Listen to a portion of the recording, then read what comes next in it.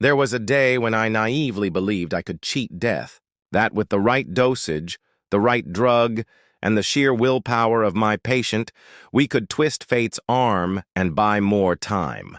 I'm a doctor, and while I was trained to stay calm in the face of pain, the truth is that no one, absolutely no one, ever teaches us how to handle those silences that cling to your skin. When a patient stares straight into your eyes, and you know the only thing you can offer is company for the fall. I met him a few months ago. I'll call him Mister Ernest. It sounded dry, almost theatrical, as if his whole life had been a play with too many intermissions. He wasn't exactly old, he was in his early 60s, but his body carried stories far older than his years. His hands were weathered, sunspots on his knuckles, and his voice carried the smell of tobacco and half-finished conversations at 3 in the morning. He walked like a man measuring the world step by step, calculating distances the rest of us never bothered to notice. He came into my office with that strange mix of worn-out dignity and sharp humor that makes you suspicious of pity. He wore an old jacket that was too big for him and a faint trace of cheap cologne that made him seem like a traveler returning from everywhere and nowhere. He sat down, stared at me for a long moment, not with the curiosity of a patient, but with the calm of someone who had already taken inventory of his life. And then, like someone lighting a final candle, he said the words that would seal our pact. "Doctor, I don't want to die yet." Not until we both know we tried everything. It wasn't a plea. It was a declaration, written with the precision of someone who had rehearsed his own goodbye many times.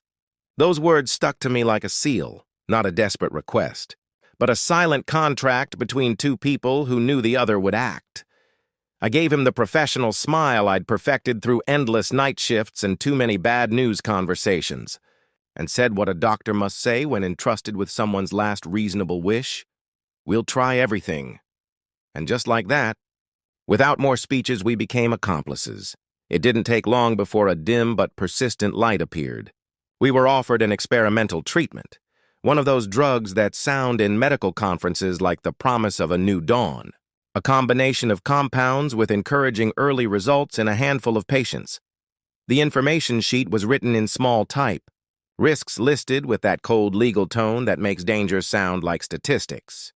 Still, in the room where we signed, the word hope weighed more than any warning. Mr. Ernest didn't hesitate. He signed the consent form with a shaky but determined hand, then looked at me with that mix of cynicism and tenderness that defined him, and said, "If I get cured, Doc, I'm going to tattoo your face on my back. Although, let's be honest, no one wants to see an old wrinkled back." We laughed, a laugh that was both relief and defense. I clung to that joke like a piece of driftwood in the middle of a storm. Then came the hospital visits, the late-night calls, the endless explanations about side effects we recited like rosaries. Some days, the nausea and fatigue won the battle. Other days, Mr. Ernest woke up early and swept the terrace of the nursing home where he lived, convinced the fight was his again. The first weeks brought small victories, lab results improving by half a point, appetite returning, a new joke in the waiting room. I still remember one afternoon he walked out of the bathroom, shirt wrinkled, with the mischievous grin of a boy caught doing something forbidden. "See that, Doc? I think this drug gave me back a little piece of my broken bones. Or at least a couple of my bad memories." I watch those gestures with the naive hope of a doctor who desperately wants to believe in upward curves. I saw him walk with a firmer step, answer calls with more energy, even argue proudly, stubbornly with the nurse about his playlist of old songs. It was as if the drug had bought us time, or at least the illusion of it. And in that interlude, both he and I could finally breathe without the immediate weight of the sentence hanging over us. But labs never lie. One Tuesday morning, I received the envelope. White, sterile, almost insultingly indifferent. I opened it in the break room, the coffee machine humming in the background. And there it was. Failure. The numbers were clear, merciless. The drug had been nothing more than an elegant placebo. Nothing had changed except our false hope. The disease marched on, silent and ruthless. I don't remember the exact moment I exploded. I only remember my fist slamming against the wall. "Damn it!" I shouted, the words spilling out with raw, childish anger. I grabbed my head with both hands as if I could rip the frustration out by the roots. I shut my eyes tight, praying that when I opened them, the numbers would be different. I thought I was alone, that my vulnerability had stayed locked within those white walls. I was wrong. The next day, Mr. Ernest walked into my office. He moved more slowly than usual, but his eyes carried the same calm, as if he already knew what I still couldn't bring myself to say. He sat down. Before I could speak, he said, "Doc, I know." "Know what?" I asked, feigning confusion. "I saw you yesterday, when you hit the wall, when you grabbed your head like you wanted to pull the frustration right out of yourself. You thought you were alone, didn't you?" My blood froze. My professional mask, the one I'd polished through years of training and endless night shifts, collapsed in a second. He sighed and smiled. "I liked seeing you that way. Because in that moment, I knew you cared, that you wanted this to work as badly as I did. And you know what? That's enough for me." I couldn't find the words. I just nodded, torn between shame and relief. Exposed, yes, but for the first time, he knew exactly how much he mattered to me. Days later, the prognosis stopped being numbers and turned into time. Very little time. I tried to keep my words clinical, professional, but he made that impossible. He always managed to slice through the heaviness with sarcasm. "In the end, Doc, we made a good team. You did the wall punching and I'll handle the corpse." I laughed, though the laugh tasted bitter. That was Mr. Ernest.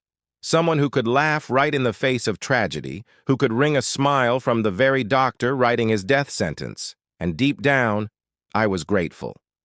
That dark humor gave me cover, let me cry on the inside without letting it show. The last time I saw him, the sky was gray. The hospital was eerily quiet, as if it too knew what was about to happen. Mr. Ernest no longer had the strength for long jokes, but there was still a spark in his eyes.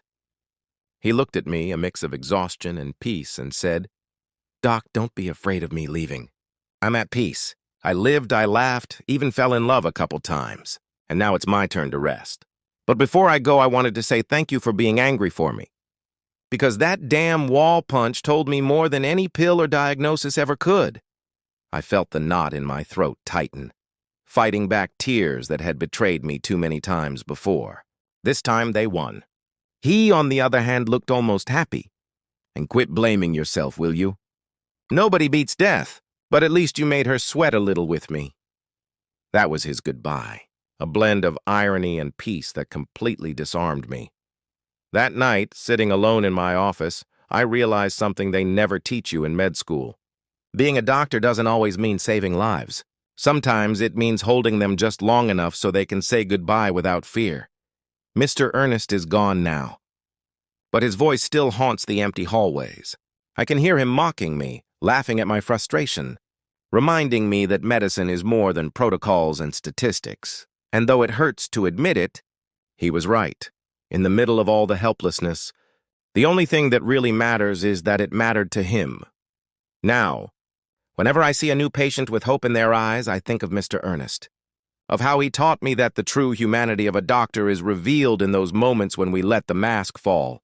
Yes, sometimes we shout, we curse, we punch walls in silence, and even if we try to hide it, they notice. And they're grateful to know we're as human as they are.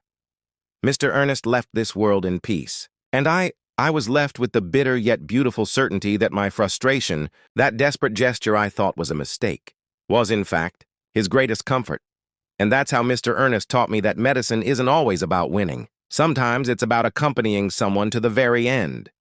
Tell me, what would you have done in my place? Would you rather your doctor hide that frustration behind a professional smile, or show you their humanity, even if it's raw and imperfect? Leave me your thoughts in the comments. I really want to read them, and maybe your story could be the next one I share here. If this story touched you, don't forget to like the video, subscribe to the channel, and hit the bell so you don't miss the next one.